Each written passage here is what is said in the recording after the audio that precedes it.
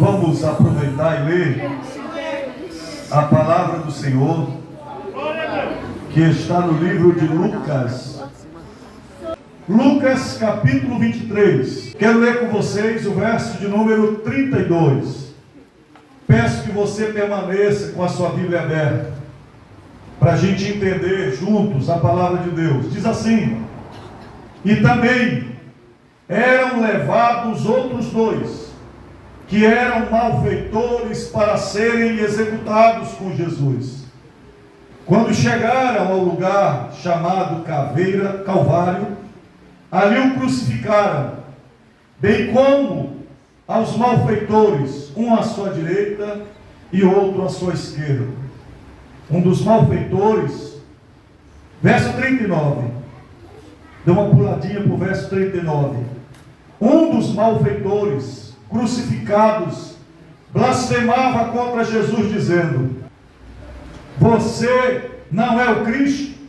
Salve-se a si mesmo e a nós também. Porém, o outro malfeitor o repreendeu, dizendo: você nem ao menos teme a Deus, estando sob igual sentença? Verso 41. A nossa punição é justa, porque estamos recebendo o castigo que os nossos atos merecem, mas este não fez mal nenhum. Verso 42. E acrescentou Jesus: lembre-se de mim quando você vier no seu reino. Verso 43. Jesus lhe respondeu: em verdade lhe digo que hoje você estará comigo no paraíso. Aleluia! Esta semana foi marcado com celebração pela Páscoa no mundo todo, ou no mundo cristão. De alguma forma todos falaram da Páscoa. Entretanto, poucos conhecem o verdadeiro significado dela em nossas vidas. A história que nós lemos é a história que retrata o ladrão e malfeitor que foi crucificado ao lado de Jesus. E a palavra do Senhor diz que esta história, ela nos ensina a história do amor de Deus. E ela é um símbolo para a vida de todos nós.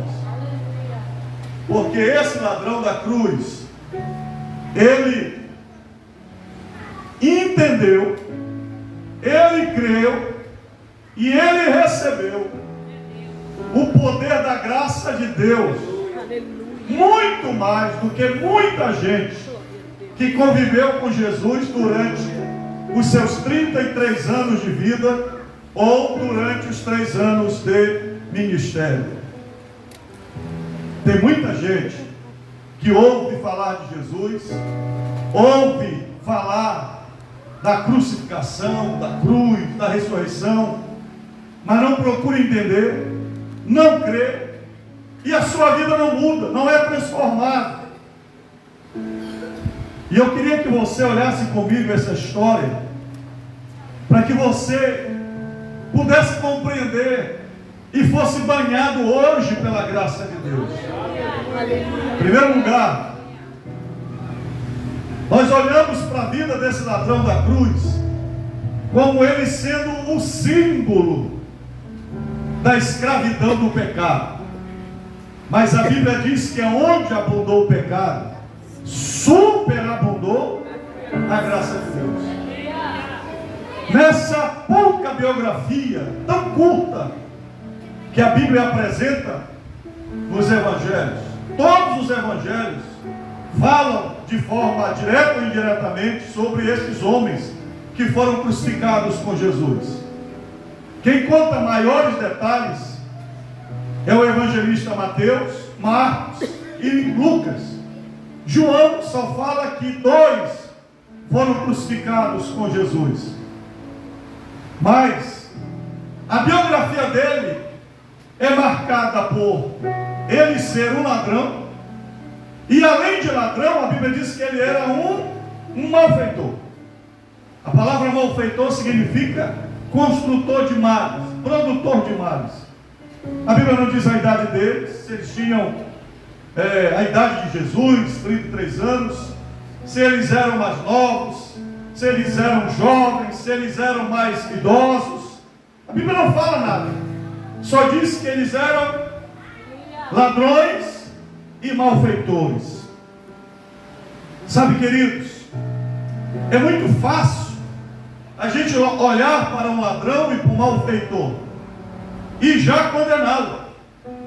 E observe que quem tinha sentenciado à morte aqueles dois homens, ladrões e malfeitores, eram os religiosos, que também queriam matar Jesus, o Salvador do mundo. Às vezes é muito fácil a gente condenar o pecado do outro, mas a gente não olha para o nosso pecado. E para os judeus, condenar Jesus junto com dois ladrões era uma coisa normal, porque os sacerdotes que queriam matar Jesus, e diz a Bíblia que eles fizeram um concílio, eles arquitetaram um plano para colocar a multidão contra Cristo, porque eles tinham ódio de Jesus, não o aceitaram como Senhor e Salvador, por isso o crucificaram. Às vezes nós consideramos socialmente alguém não digno da graça de Deus, do perdão de Deus. Por quê? Porque objetivamente falando, nós temos os nossos pecados prediletos, e geralmente nós condenamos aquilo que o outro faz, e nós aliviamos aquilo que nós praticamos. Só que Deus, Ele não tem pecados maiores ou menores. A Bíblia diz que todos pecaram e destituídos estão da glória de Deus. Por que Jesus está na cruz? Ele não está na cruz apenas por causa daqueles ladrões e malfeitores. Ele está na cruz por causa do pecado dos adúlteros. Ele está na cruz por causa do pecado dos mentirosos.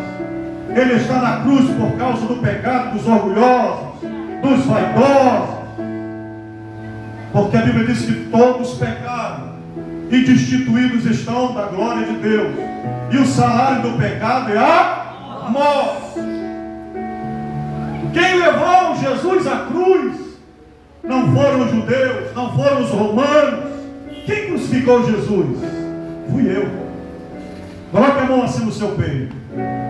Diga: eu crucifiquei Jesus.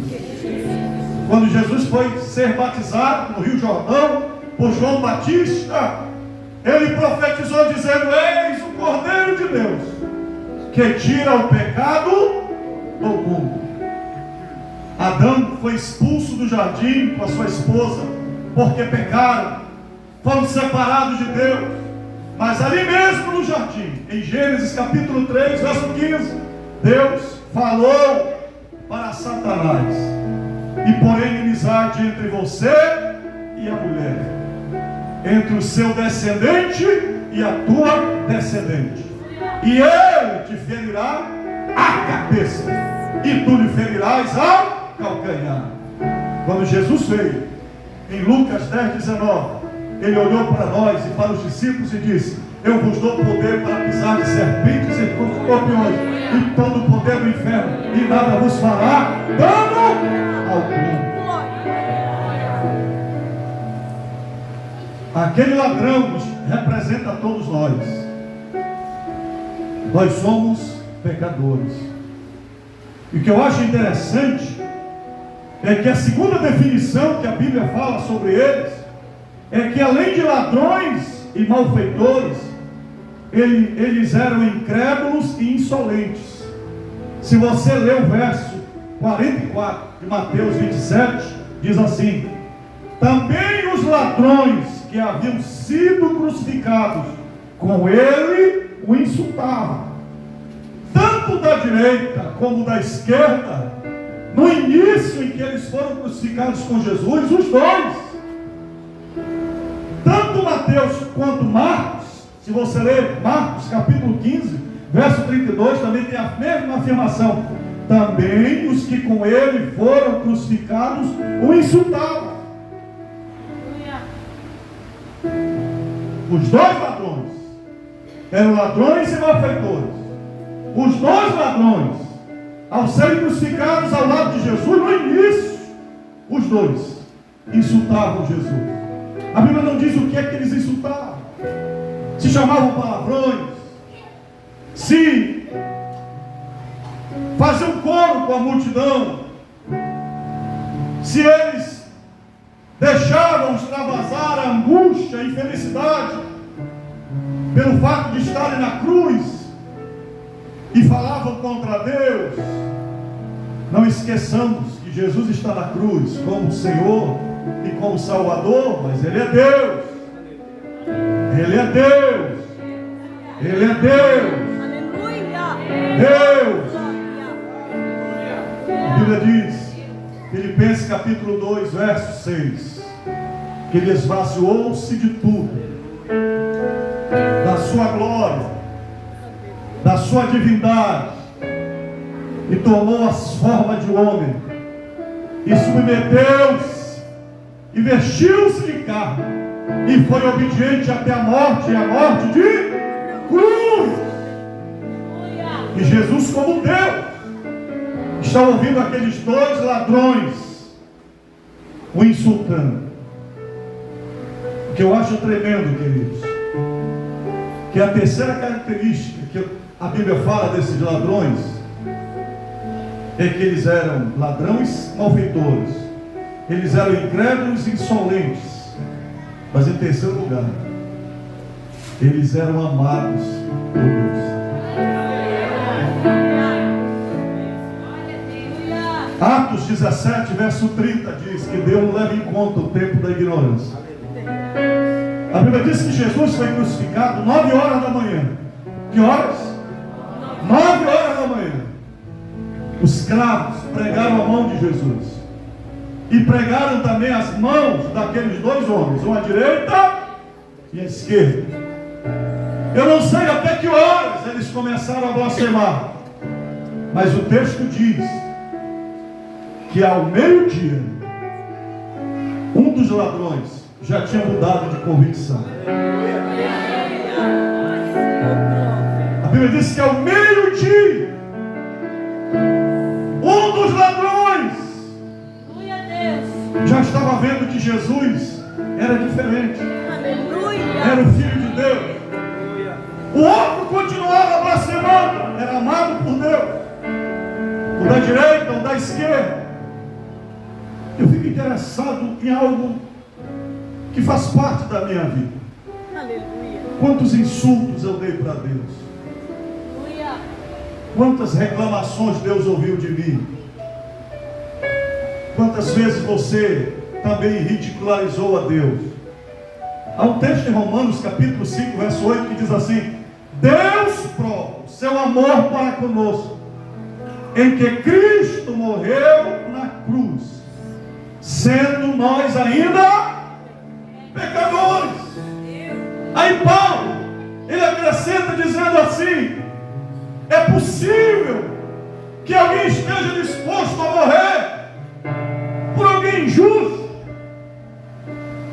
O Anderson, com certeza, se jogaria no fogo para salvar o Cauã ou a sua filhinha. Eu me jogaria no fogo para salvar o meu netinho João, Davi, meu neto primogênito. Aí você estaria disposto a morrer por esse ladrão? Você está na cruz. Aleluia, Jesus está com a coroa de espinho. Ele passou a semana toda sofrendo. Suas mãos estão cravadas na cruz. As dores são terríveis. Mas a maior dor de Jesus não é física. A maior dor de Jesus é o nosso pecado.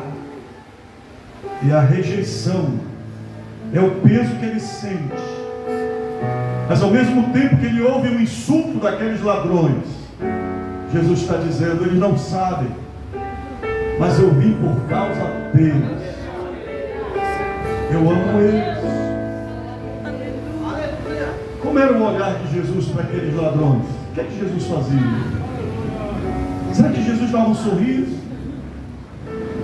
Será que Jesus dava uma olhada de amor para ele, porque ele não podia fazer nada, estava preso? Mas, queridos, a Bíblia diz que Deus amou o mundo de tal maneira que deu seu Filho unigênito, para que todo aquele que nele crê, repita comigo: não pereça, mas que tenha vida eterna. Deus não tem interesse que você pereça. Deus não tem interesse que você tenha uma vida infeliz. Deus não tem interesse que você seja subjugado por qualquer tipo de pecado. Não. Deus criou você para ser feliz. Deus criou você para ser vencedor. Deus criou você para ser um pai de família, uma mãe de família, para ter uma família saudável. É por isso que Ele promete crer no Senhor Jesus e será salvo tu e a tua casa.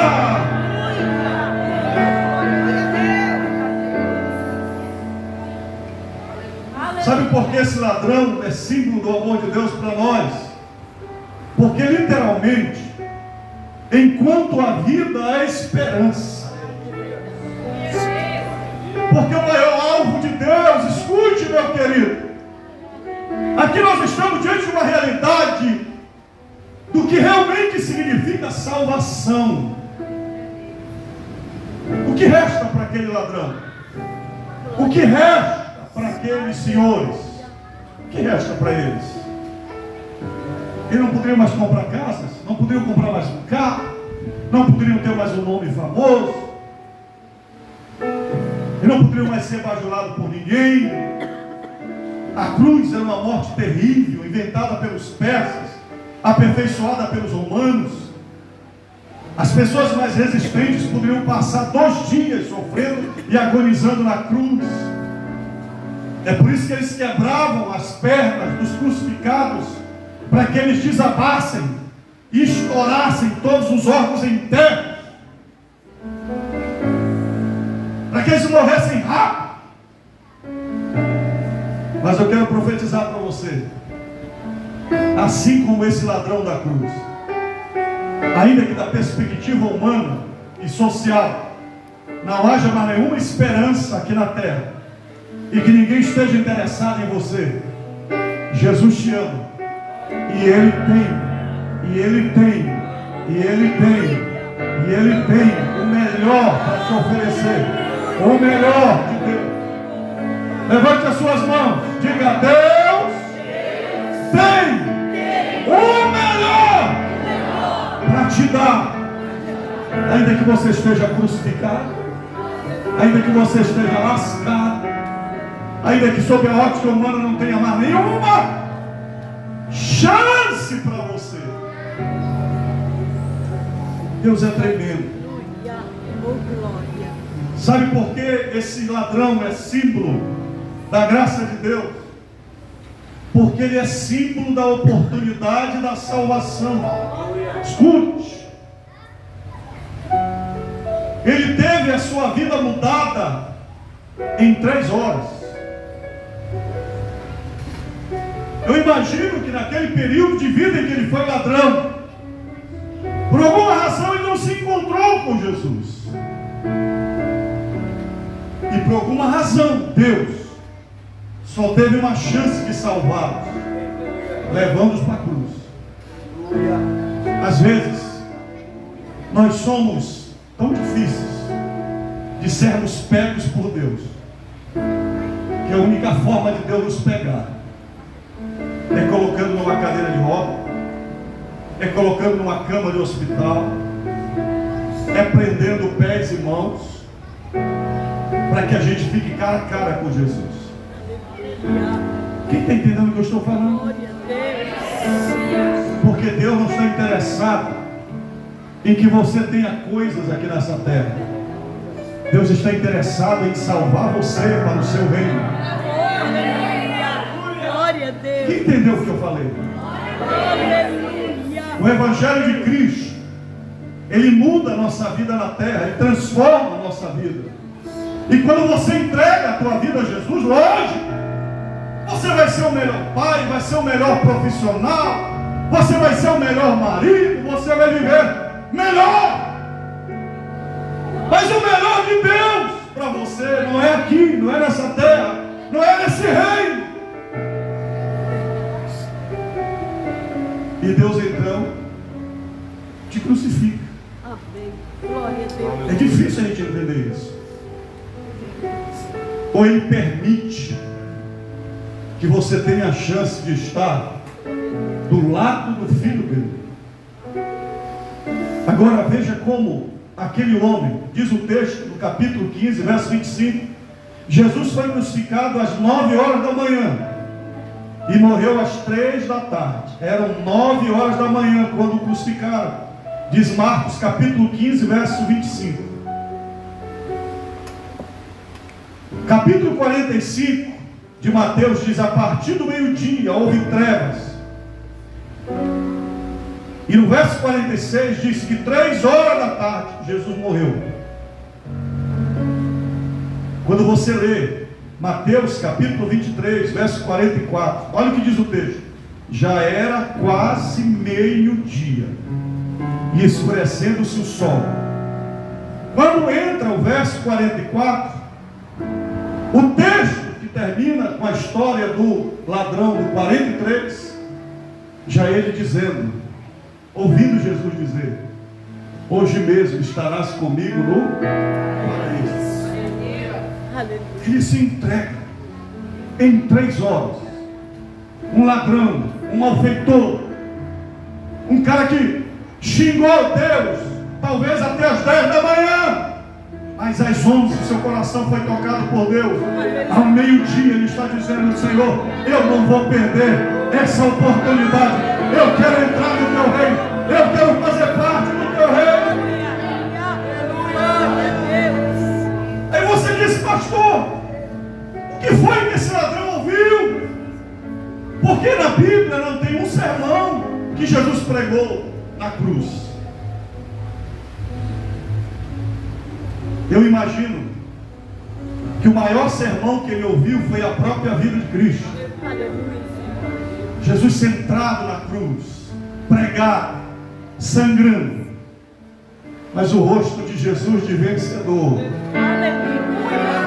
E aquela primeira frase, eu creio que você já ouviu as 7 palavras da cruz. E olha que o ladrão, ele só precisou ouvir talvez 3, porque 3 das palavras da cruz foram ditas até o meio-dia. As outras 4 foram ditas depois do meio-dia. E ele ouviu a primeira palavra da cruz, que é o perdão. Lucas 23, 34. Jesus, no meio da dor, ele disse: Pai, perdoa-lhes, porque não sabem o que fazem. Amor e compaixão. Aleluia. Eu imagino que essa primeira palavra cruzou o coração daquele ladrão e ele disse: eu quero esse amor. A segunda palavra da cruz e a terceira palavra da cruz já começa com ele mesmo. Quando ele ouve Jesus dizendo: em verdade lhe digo que hoje você estará comigo no paraíso. Ele ouve Jesus profetizar para ele. Glória a Deus. É quando você está na cama doente e o médico, todo mundo está apavorado, assustado, e você está feliz. Eu tenho um amigo que ele diz: crente é maluco, porque o crente ora e fica alegre para viver. O crente ora e fica alegre no meio da doença.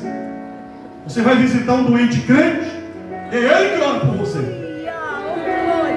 Porque ele diz: Deus está me tratando, Deus está cuidando de mim, o Senhor deu, o Senhor tirou. E aí quando o médico diz: está sentenciado, vai morrer, aí o crente faz festa: eu vou encontrar com o Salvador, chegou a minha hora, prepara tudo porque eu vou partir. Glória a Deus! Aleluia! Glória a Jesus! A terceira palavra que ele ouviu foi cuidado. No verso 26 do capítulo 19 de João, diz o texto que Jesus, vendo sua mãe e junto dela o discípulo amado, disse: mulher, eis aí seu filho. Depois disse ao discípulo: eis aí sua mãe. E dessa hora em diante o discípulo a tomou para casa. Aquele homem fica, imagino, com todos os seus valores, um cara que rouba, maltrata os outros, que pensa de forma egoísta. Ele está vendo um homem crucificado, mas olhando para sua mãe carnal, que era Maria, que emprestou o útero para que Jesus nascesse, e com amor, olhando para João, que foi o único discípulo que ficou ao pé da cruz, e disse: eis aí tua mãe, cuida dela. Eis aí teu filho, ele vai cuidar de ti. Quem na dor está preocupado com solidariedade, com carinho, com paixão, com cuidado. Diga: Senhor, eu quero sentir o teu amor na minha vida. Eu quero receber teu amor na minha vida, assim como recebeu aquele ladrão da cruz. A partir daí, irmãos, o que o ladrão recebeu, eu vou dizer de camarote, nós só sabemos porque está registrado, mas ele foi testemunha dos momentos mais difíceis de Jesus. E a partir do meio-dia, Jesus não estava mais só.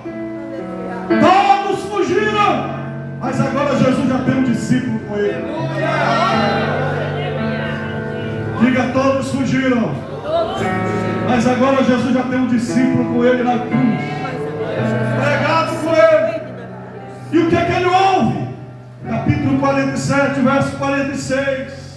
Nem Pedro, nem João, nem André tiveram o privilégio de estar tão perto da solidão de Jesus, como aquele novo discípulo que ouviu Jesus dizer.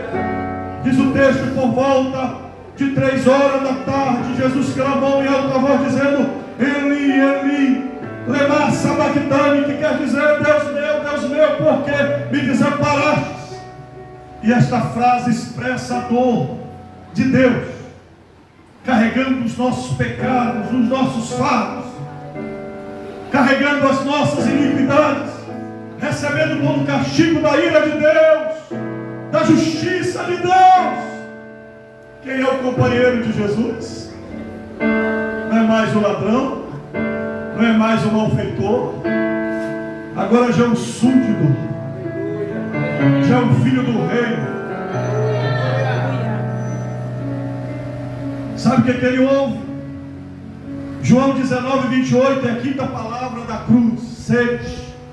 Depois, vendo Jesus que tudo já estava consumado, para que se cumprisse a escritura, disse: tenho sede. Fonte da vida, a fonte da vida tem sede. Olha para o irmão que está do seu lado, diga: na cruz Jesus deixou tudo por você, entregou tudo por você. O Deus com sede, Ele esvaziou-se na cruz, e ao mesmo tempo que sai de Jesus, entra em quem? Entra no ladrão. Porque Jesus disse: quem crê em mim, como diz as Escrituras, do seu interior fluirão rios de água viva. Quem tem rios de água viva, que lava as suas mãos. A sexta palavra que o ladrão convertido ama é compromisso. João 19:30 ele diz, Jesus diz, quando Jesus tomou o vinagre, disse: está consumado. inclinando a cabeça, entregou o Espírito. A palavra consumado é tetelestai. Está feito. Está concluído. Quem foi que morreu primeiro? Foi o ladrão convertido ou foi Jesus? Quem foi? Jesus. O ladrão não morreu primeiro que ele. Ele morreu primeiro que o ladrão. Porque ele foi abrir a porta do paraíso. Ele foi tomar as chaves da arca da morte. Ele prometeu ao ladrão, dizendo: hoje mesmo estarás comigo no meu reino.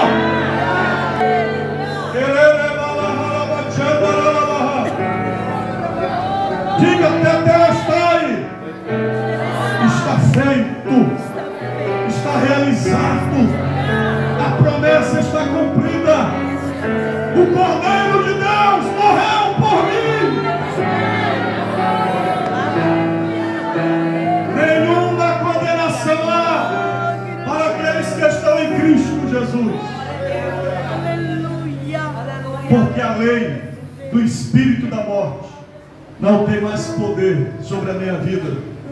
Porque eu estou debaixo da graça. Sabe o que significa graça? É que você não deixe de ser pecador. Talvez você continue até ladrão. Talvez você minta.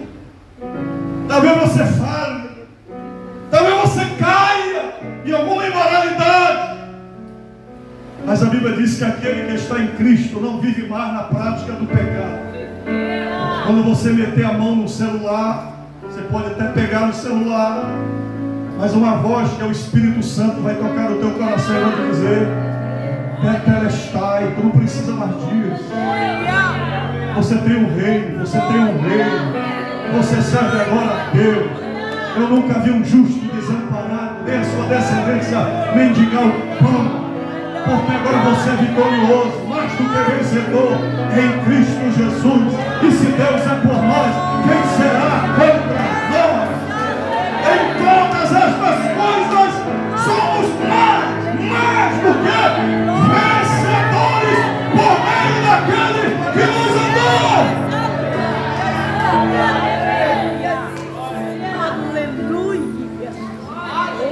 O ladrão não desceu da cruz para viver isso. Porque Deus não quis. Se Deus quisesse, poderia tirá-lo da cruz, ressuscitá-lo. Mas Deus não quis, fechou um ciclo. Mas eu vou profetizar para você. Hoje é o seu dia. Você tem uma decisão. Você pode assumir o papel do ladrão e continuar ladrão.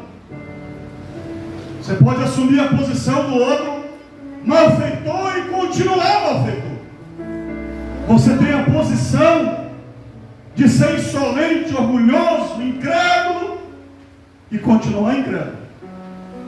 E eu tenho certeza que muita gente vai ouvir essa live, está me ouvindo pregar, vai sair desse culto e essa mensagem vai passar. Mas há pessoas que estão me ouvindo, aleluia, que vão dizer: Senhor, eu quero ser o outro ladrão. Muda minha vida em 3 horas. Quem é a pessoa que tem poder de mudar o ladrão em 3 horas? Pergunta para o teu irmão. Quem é a pessoa? Nem o melhor psicólogo, nem o melhor conselheiro, nem o melhor sociólogo. Mas qual a esperança para mim? Há esperança. Eu acredito no Deus que transforma o homem e a mulher. Se alguém está em Cristo, nova criatura é. As coisas velhas se passaram, eis que tudo se fez novo. Eu creio no Deus que, como falou Davi no Salmo 51, cria em mim, ó Deus, um coração puro, renova dentro de mim o espírito inabalável. Carro você pode comprar na concessionária. Trabalho, se você se empenhar, você pode trabalhar e não depender de Deus. Mas vida eterna, transformação interior, ser um novo homem, uma nova mulher, você largar essas capas, roupas do pecado e vestir-se como um novo homem. Há uma história que eu li há muito tempo e eu sempre falo, porque é uma história muito simples para você entender. Um determinado irmão estava pregando na praça e ele falando do Evangelho, e veio algumas pessoas com pensamentos mais humanos, socialistas, e falou para aquele irmão, querendo humilhá-lo: ô irmão, todo dia tu está pregando aí teu Evangelho de boas novas, e eu não vejo as pessoas para quem você prega mudar de roupa, mudar de chinelo. O meu socialismo pode te dar uma roupa nova. Nós podemos melhorar o teu emprego. Aí o irmão respondeu: tudo bem, façam isso. Mas o meu Jesus, ele não coloca roupa nova no homem somente, mas ele coloca um homem novo dentro de uma roupa nova. Quem quer ser um homem novo, uma mulher nova? Não temos roupa nova para te dar hoje aqui, a gente pode até te ajudar, mas Deus quer colocar uma mulher nova dentro dessa roupa, dentro dessa maquiagem, dentro desse paletó. Por que o ladrão da cruz? Porque o ladrão da cruz, ele é símbolo do poder da fé em Jesus Cristo. Escute bem, eu quero terminar. Porque ele é o símbolo do poder da fé em Jesus. Número 1, ele reconheceu os seus pecados. Se você ler o verso 40, diz assim: porém o outro malfeitor o repreendeu, dizendo: você nem ao menos teme a Deus, estando sob igual sentença?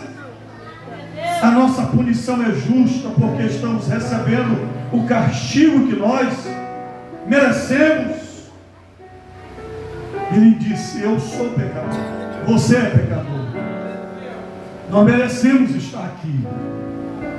A Bíblia diz em Provérbios 28:13: quem cobre as suas transgressões jamais prosperará, mas o que confessa e deixa alcançará misericórdia. E ninguém pode se arrepender por você.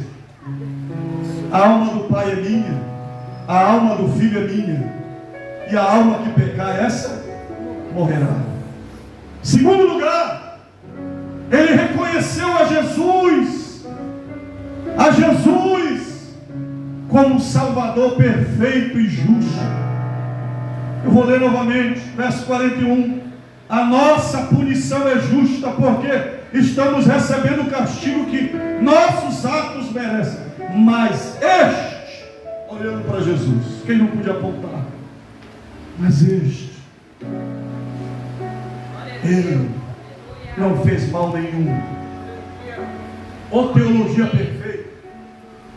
Como é que um ladrão tem um coração, recebe uma revelação tão tremenda que só está em Isaías 53, verso 9: designaram-lhe a sepultura com os ímpios, mas com o rico esteve na sua morte, embora não tivesse feito injustiça e nenhum engano fosse encontrado em sua boca. Eu não sei se você prestou atenção no texto que eu li, no verso 42, quando ele fala: Senhor, lembra-te de mim quando ele traz do teu reino. É assim que ele fala? Não é Senhor, ele chama Jesus. Jesus. Jesus. Jesus significa Salvador, o que perdoa os meus pecados. Ele creu e reconheceu Jesus como Rei eterno. Verso 42, acrescentou Jesus: lembre-se de mim quando você vier no seu reino. Você sabe qual é a maior dificuldade para as pessoas? Elas acreditar que que havia um rei eterno dentro de um corpo humano. Porque Jesus não veio em carruagem, ele não veio em glória, mas ele veio como um bebê numa manjedoura e foi crescendo como o céu. E os judeus, eles queriam um rei que libertasse do jugo romano. E Jesus dizia: o meu reino não é deste mundo, o meu reino não é deste mundo. Quando aquele ladrão diz: lembra-te de mim quando entrares no teu reino, ele está crendo que a maioria das pessoas hoje não creem que Jesus tem uma vida maior do que a morte, uma vida eterna. E então Jesus olha para ele e diz: em verdade te digo, hoje você estará comigo no paraíso. Há um texto em 1 Coríntios 15, 19 que diz assim: se a nossa esperança em Cristo se limita apenas a esta vida, somos os mais infelizes deste mundo. Eu cheguei aqui sexta-feira. Sábado eu fui para Xaxim, para o oeste, com o pastor Hess. Quando eu cheguei lá, um dos meus pastores, que cuida da nossa chácara Canaã, me pastor, o senhor está em pé, está sentado. Eu disse: rapaz, fala logo, já sei o que é. Esse pastor, o Leandro, morreu. Eu disse: como morreu? Na quinta-feira, eu estive na chácara. O Leandro era um novo convertido, um irmão novo convertido. Ele aceitou Jesus, passou a congregar no templo Pão da Vida. E se tornou operoso, diácono, cuidava da obra. Deus mudou a vida dele. E quando começamos a transformar um terreno que nós temos lá, que nós estamos chamando de chácara Canaã, ele está nos ajudando, estava nos ajudando. 59 anos de idade. E na quinta-feira, parece coisa que a gente não tem como prever. A gente estava numa brincadeira de pastores, a gente brinca, e eu vi a barriga dele, porque a camiseta molhou, e ficou toda grudada no abdômen dele. Aí eu perguntei: Leandro, quantos anos você tem? 59, pastor. Eu disse: rapaz, levanta a tua camiseta aí. Levantou, toda dividida.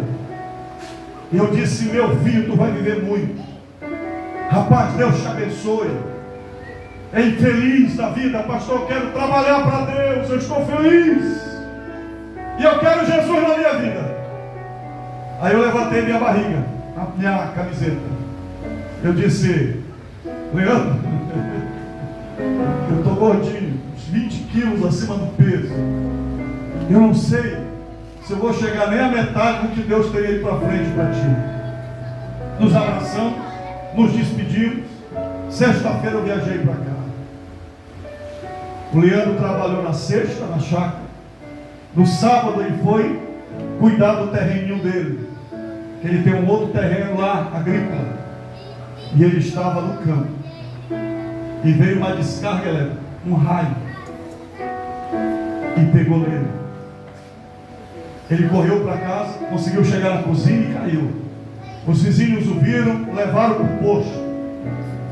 O médico o transferiu porque não tinha muito o que fazer.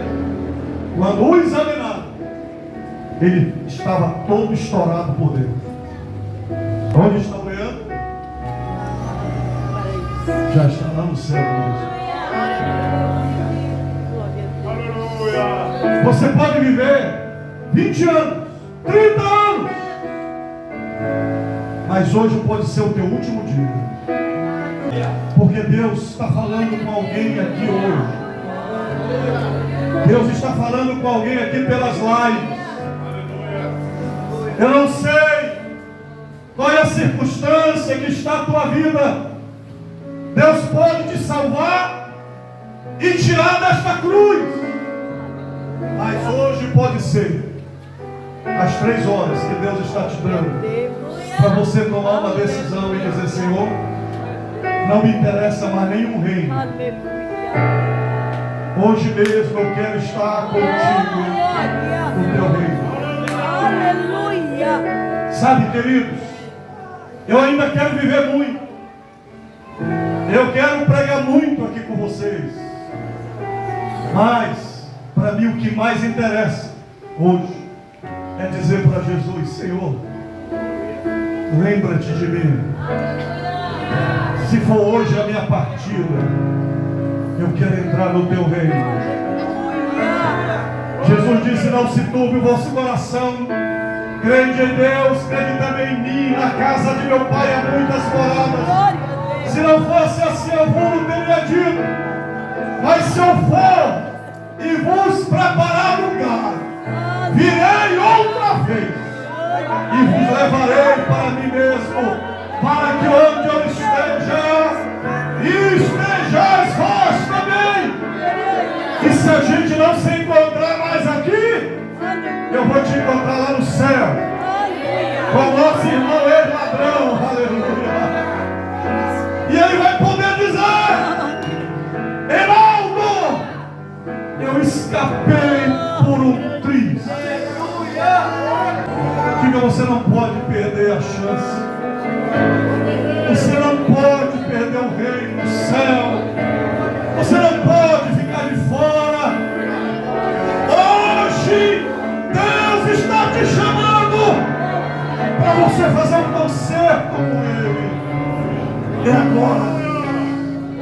Não interessa se você canta, se você prega. Não interessa se você tem 30, 40 anos de crente.